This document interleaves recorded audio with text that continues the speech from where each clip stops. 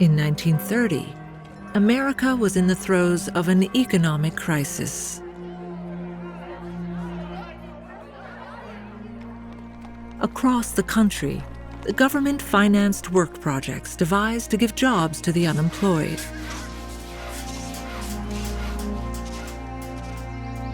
Mount Royal Park is still very popular. The Belvedere, which looks out over the city, is a must. The city of Montreal then decided to construct a new building on the Belvedere, the Chalet du Mount Royal, on February 13, 1931. Plans for the chalet were announced and construction began in the spring.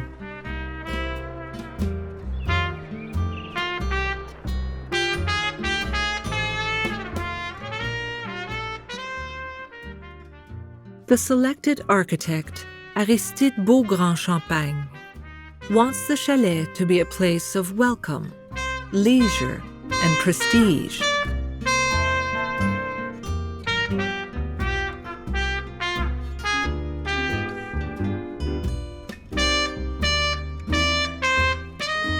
But he also imagines it as a site to commemorate the history of Montreal.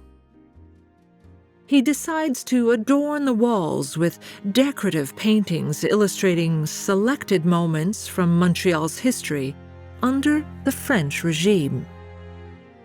The architect hired 13 painters from very different backgrounds to carry out his commission. The artists generally relied on the journals and documents bequeathed by the explorers and founders of Montreal.